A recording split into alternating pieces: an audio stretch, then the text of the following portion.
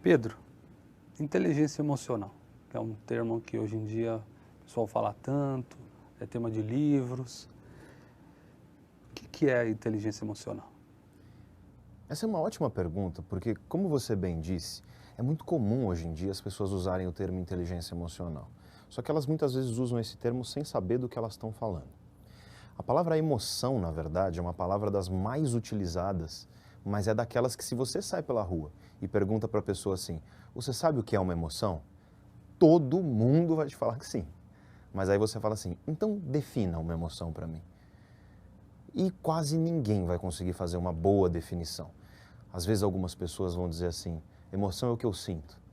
E aí eu te pergunto, se eu pegar um martelinho ortopédico e bater no teu joelho, você vai ter um reflexo patelar. Você vai sentir.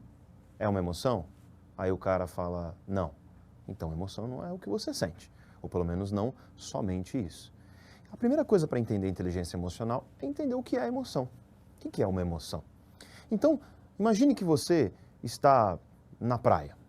Imagina que você vai adentrar a água. Então você resolve dar um mergulho, praia bacana, um dia de primavera gostoso, quente.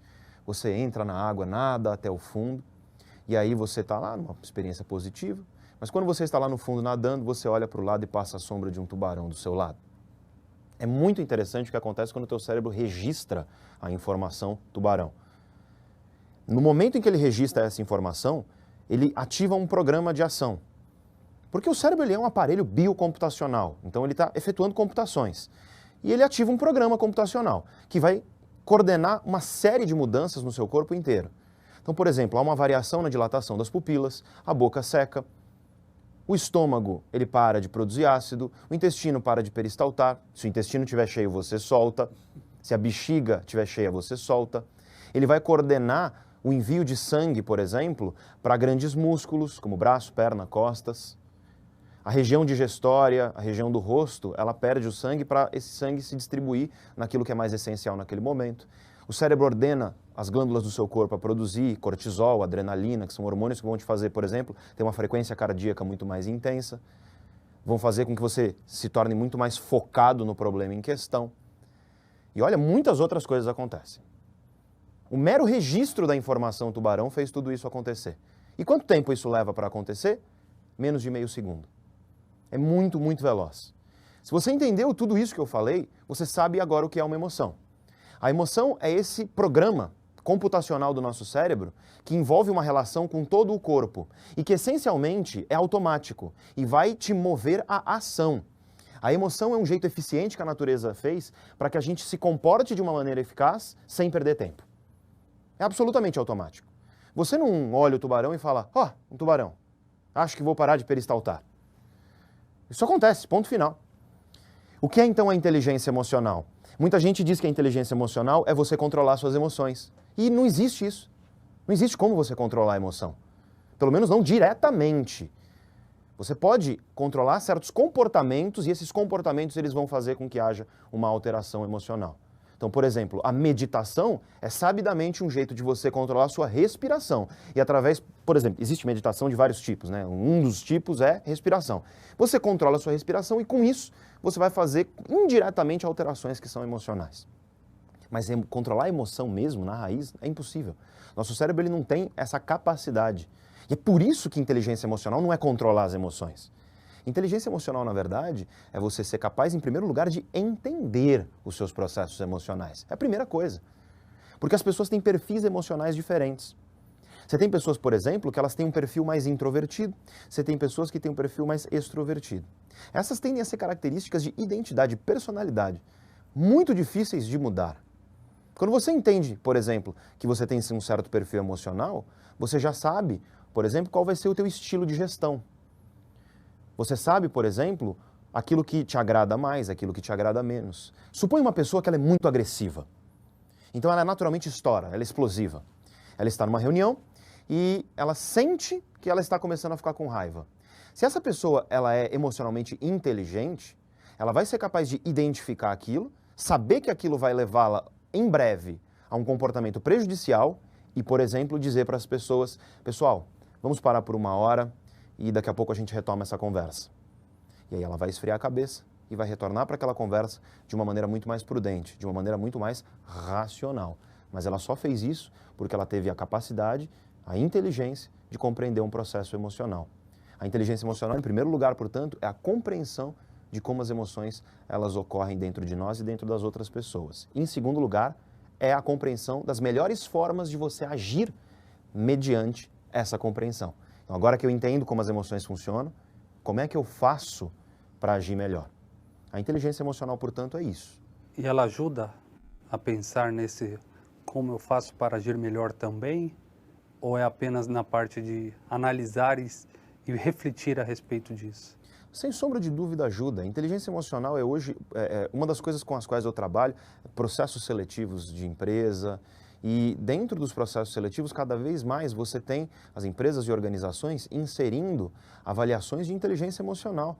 Não basta você entender se o sujeito é inteligente, cognitivamente competente. É óbvio que é importante, mas a inteligência emocional está ligada com a capacidade da pessoa, por exemplo, de se relacionar bem com outros indivíduos. É muito importante você considerar isso na tua equação decisória, porque se você não considera, você está fazendo uma decisão incompleta.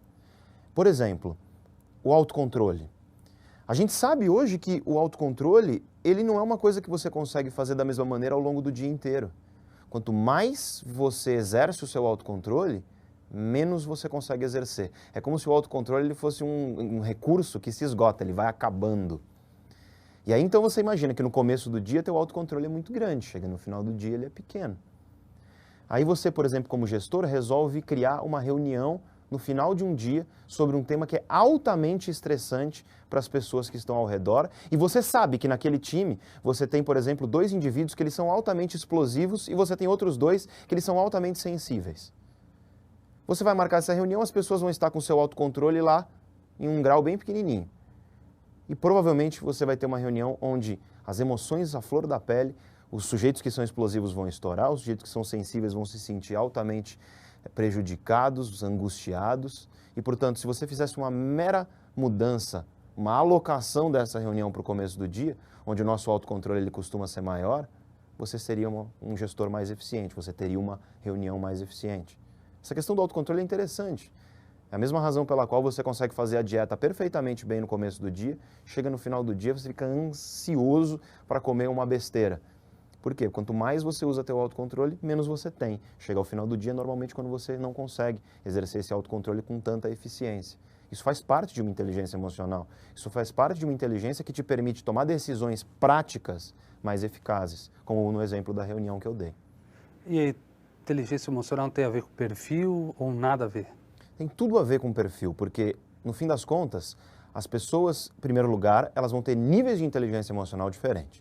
Às vezes você tem um sujeito que ele tem um QI enorme, então, do ponto de vista cognitivo, ele é absolutamente eficaz, então ele consegue tomar decisões muito racionais, fazer planejamentos, etc., mas ele tem uma péssima inteligência emocional, uma péssima capacidade de identificar suas próprias emoções e as emoções dos outros e usar essa informação ao seu favor. E, portanto, esse sujeito ele vai ser muito bom para alguns tipos de cargo e muito ruim para outros. Evidentemente, dentro de uma organização, você tem departamentos onde a demanda por inteligência emocional ela é muito grande. Tome, por exemplo, o departamento de RH, de recursos humanos. É um dos departamentos dentro de uma organização onde você deve ter um dos maiores níveis de inteligência emocional, porque é o departamento que vai literalmente lidar com o ser humano, com gente. E, portanto, você precisa de colaboradores que saibam lidar bem com seres humanos e, portanto, que tenham essa capacidade e essa inteligência. Então, é fundamental que a gente entenda que há perfis distintos em relação à inteligência emocional. Em primeiro lugar, do ponto de vista de que ela varia. Alguns vão ter mais, outros menos. Em segundo lugar, que é possível você mudar isso. Inteligência emocional é uma coisa que você é capaz de desenvolver. Vários programas de treinamento, vários livros, várias possibilidades a gente tem aí de desenvolver isso. E, é claro, a melhor delas é na prática. É usar o conhecimento e efetivamente utilizá-lo e perceber os erros, os acertos, etc. Mas, então, é uma questão de perfil, alguns têm mais, alguns têm menos. Em segundo lugar, é possível desenvolver. Não é porque você tem menos que você não vai conseguir ter mais se você efetivamente se empenhar. Então, essa é uma segunda questão. E uma terceira questão, derivada disso tudo, é que os perfis, na verdade, eles muitas vezes são complementares nesse respeito. Então, por exemplo, você tem perfis afetivos, perfis emocionais que são mais agressivos. O sujeito que ele é agressivo, ele é necessariamente ruim? Não, depende. A agressividade, por exemplo, ela pode ser uma coisa usada ao seu favor se você trabalha no departamento de vendas. Agora, existem outros perfis que eles são os perfis mais integradores, mais colaboradores, de dar as mãos junto a um objetivo. Esse perfil é uma coisa ruim? Pode ser. Se você está num ambiente competitivo onde um pouco mais de agressividade é necessário, é importante que você abandone um pouco esse comportamento colaborativo e adote um pouquinho, adicione ali no seu portfólio um comportamento um pouco mais agressivo. Mas se você está num projeto, por exemplo, onde a integração humana é necessária, se você for agressivo nesse momento, você pode ter um resultado muito pior. Você pode ter um resultado que é o contrário do que você esperava. Então essa questão de perfil ela vai variar também na maneira como você adequa o indivíduo àquilo que ele está fazendo, ao projeto e ao cargo. Quem é o mais inteligente emocionalmente? É o sujeito que ele consegue adequar-se a diversas situações onde as demandas de perfil afetivo elas são diferentes. Por exemplo, num ambiente mais colaborativo e num projeto onde a necessidade de colaboração é maior, ele consegue um perfil mais colaborativo. Num ambiente onde a agressividade ela acaba sendo mais necessária, ele consegue desenvolver uma postura um pouco mais dura, uma postura um pouco mais forte. É raro encontrar pessoas que têm essa capacidade. Mas é importante olhar e buscar. Porque quando você encontra uma pessoa como essa, você está encontrando um colaborador que a eficácia dele vai ser com certeza muito maior do que a do sujeito que ele tem um programa emocional específico e ele não consegue sair muito dele. Perfeito, Pedro. Muito obrigado. Conversei agora com Pedro Calabres, professor da ESPM e sócio da Neurovox, especialista em psicologia e neurociência.